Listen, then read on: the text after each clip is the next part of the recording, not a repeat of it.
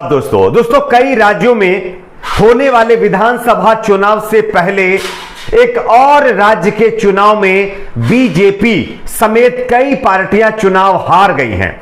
यहां पर लेफ्ट पार्टियों ने चुनाव जीत लिया है। केरल में बताया जा रहा है कि लगभग 12 जिलों के 42 वार्डों के अंदर एक चुनाव हुआ था लोकल बॉडी का, और इस चुनाव का जो रिजल्ट आया है वो चौंकाने वाला है। दोस्तों आगे इस रिजल्ट के आंकड़े आपको दिखाएंगे कि किस पार्टी के खाते में कितनी सीटें गई हैं। साथ ही साथ दो और बड़ी खबरें आपके सामने रखेंगे। दूसरी जो बड़ी खबर है वो है चुनाव आयोग के एक अधिकारी को लेकर के, राज्यपाल बनाने को लेकर के।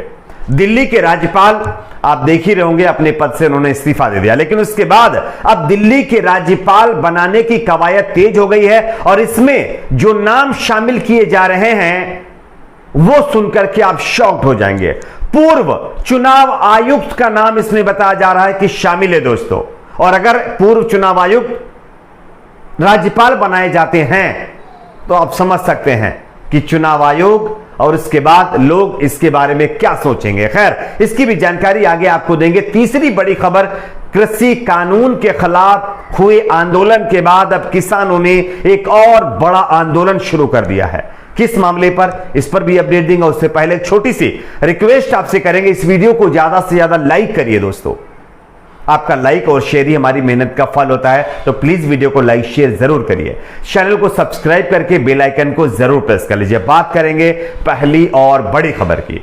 आप सभी जानते होंगे आने वाले कुछ ही महीनों के बाद कई राज्यों के विधानसभा चुनाव होने हैं। उससे पहले केरल के अंदर 12 जिलों के लगभग 42 वार्डों के अंदर लोकल बॉडी के इलेक्शन हुए थे और इसका जो रिजल्ट आया है वो चौंकाने वाला है दोस्तों। आपको बता दें कि 12 जिलों में उपचुनाव के 42 वार्डों के फाइनल रिजल्ट के अंदर लेफ्ट पार्टी, वाम पार्टियों का फिर से एक बार पलड़ा भारी रहा है दोस्तों। आपको बता दें कि लेफ्ट पार्टियों ने 42 सीटों में से 24 सीटों पर जीत दर्ज की है, जबकि भारतीय जनता पार्टी के साथ एनडीए का जो अपना दल है उसने महज 6 सीटों पर ही जीत हासिल कर पाई है। और उससे भी ज्यादा शॉकिंग तो यह है कि कांग्रेस पार्टी का गठबंधन भी यहां पर कई सीटों पर चुनाव हार गया है। खैर, बीजेपी से ज्यादा कांग्रेस का गठबंधन सीटें लेकर के आया है, लेकिन कहीं ना कहीं कांग्रेस का भी यहां पर उस तरह का परफॉर्मेंस नहीं रहा है जैसा कि कांग्रेस को शायद उम्मीद थी।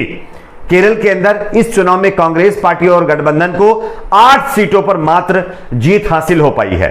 यह है केरल के 42 वार्डों के लोकल बॉडी इलेक्शन के रिजल्ट, जिसमें वाम पार्टियों ने 24 सीटें जीती हैं और एनडीए यानी बीजेपी एनडीए ने 6 सीटें और कांग्रेस गठबंधन ने 8 सीटों पर जीत दर्ज की है। यह ताजा अपडेट है जिसमें बीजेपी, कांग्रेस समेत कई पार्टियों का सुपड़ा साफ करके वामपंथी दलों ने एक बार फिर से अपनी जीत का परचम लहराया है दोस्तों। यह आने वाले कुछ राज्यों के विधानसभा चुनाव से पहले केरल के चुनाव रिजल्ट का एक जो है आपके सामने हम ये कह सकते हैं नमूना है। खैर, देखना है कि आगे इन तमाम चीजों को कैसे मैनेज किया जाएगा। फिलहाल बीजेपी का परफॉर्मेंस यहां पर अच्छा रहा है अगर कंपेयर करें कांग्रेस पार्टी से।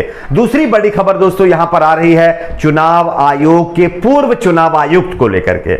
आपको हम एक खबर दिखा रहे हैं, आप इस खबर को देखिए। दिल्ली के उपराज्यपाल अनिल बैजल ने अपने पद से इस्तीफा दे दिया और सब लोग शॉक्ड हो गए कि कैसे अचानक एक राज्यपाल इस्तीफा दे देता है और राज्यपाल नियुक्त कौन करता है यह आप बेहतर जानते हैं। खैर, अब खबर आ रही है कि बुधवार को अनिल बैजल के इस्तीफे के बाद इस पद के लिए 3 शीर्ष दावेदारों में पूर्व चुनाव आयुक्त सुनील अरोड़ा का नाम शामिल कर दिया गया है।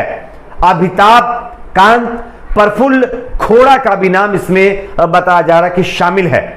हालांकि ये 2 नामों पर उतनी चर्चा तो नहीं हो रही है, लेकिन सोशल मीडिया के ऊपर पूर्व चुनाव आयुक्त सुनील अरोड़ा को लेकर के जरूर चर्चाएं तेज हो गई हैं, क्योंकि पूर्व चुनाव आयुक्त रह चुके हैं और राज्यपाल कैसे नियुक्त किया जाता है, कौन नियुक्त करता है, यह आप बेहतर तरीके से जानते हैं।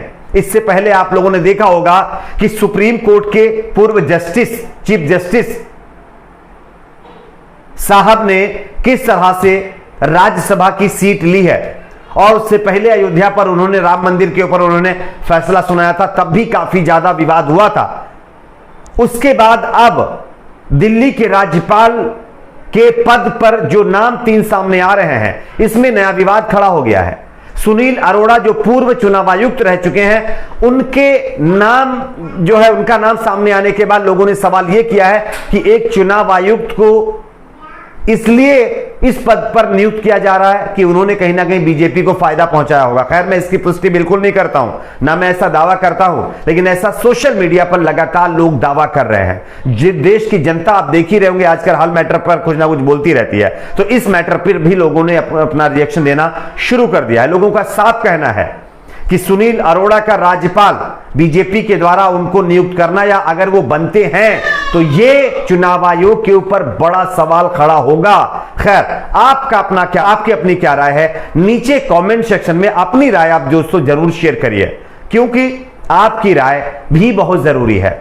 आप भी हमारे देश के एक नागरिक हैं, आपका भी हक है कि आप किसी बात पर भी कुछ अपनी टिप्पणी कर सकते हैं। खैर, टिप्पणी भी करिए तो ठीक ठाक करिए, ऐसा नहीं है कि दूसरों की तरह, ठीक है। तीसरी खबर की बात करते हैं दोस्तों। तीसरी बड़ी खबर आ रही है कृषि आंदोलन को लेकर के। वैसे कृषि कानून के खिलाफ मोदी सरकार काफी परेशान हो गई थी और प्रदर्शन को लेकर के बहुत ज्यादा मोदी सरकार को नुकसान भी उठाना पड़ा था, लेकिन अब खबर आ रही है कि दिल्ली के बाद पंजाब के अंदर किसानों ने मोर्चा खोल दिया। मैं आपको खबर दिखाना चाहता हूं, आप देखिए, दिल्ली में 3 कृषि कानूनों को लेकर साल भर से ज्यादा लंबी चली लड़ाई के बाद अब किसानों ने पंजाब में मोर्चा खोल दिया है। मंगलवार को मोहाली के कई, बताया जा रहा है कि मोहाली में कई किसान संगठनों से जुड़े हजारों किसानों ने अपने विभिन्न मांगों को लेकर के चंडीगढ़ पर तक विरोध जताने के लिए रैली निकाली है, लेकिन मोहाली चंडीगढ़ बॉर्डर पर पुलिस ने उनको रोक लिया और आगे नहीं बढ़ने दिया। इसके बाद किसानों ने वहीं पर अपना धरना शुरू कर दिया है और धरना प्रदर्शन करते हुए किसान वहीं पर बैठ गए हैं और चेतावनी दी है कि अगर उनकी नहीं सुनी गई तो वह दिल्ली की तरह यहां पर भी अनिश्चितकाल विरोध करेंगे और अपना एक बड़ा आंदोलन शुरू कर देंगे। पंजाब की भगवतमान यानी आम आदमी पार्टी की सरकार ने उनसे कई वादे किए थे, लेकिन ये वादे पूरे ना करने की वजह से किसानों में आक्रोश है। किसान सड़कों पर आ चुके हैं। किसानों का कहना है कि सूखे की वजह से उनके गेहूं खराब हो गए हैं। उन्हें मान सरकार यानी आम आदमी पार्टी सरकार ने 500 रुपए प्रति क्विंटल मुआवजा देने की बात कही थी। मुआवजा दें। मोहाली पुलिस द्वारा मंगलवार को रोके जाने के बाद किसानों ने इसी मांग को लेकर के अपना विरोध प्रदर्शन शुरू किया है। किसानों का सीधा मानना है कि अगर हमारा धान गेहूं खराब हो गया है तो सरकार को 500 रुपए क्विंटल देने में क्या प्रॉब्लम है। 500 रुपए क्विंटल हमको उसका मुआवजा दे, क्योंकि किसानों के पास और उनकी फसल जो कुछ थी वो सब बर्बाद हो चुका है। खैर, आपकी अपनी इस पर भी क्या राय है, नीचे कमेंट बॉक्स में जरूर बताइएगा। वीडियो को लाइक, चैनल को सब्सक्राइब, ज्यादा से ज्यादा शेयर करें।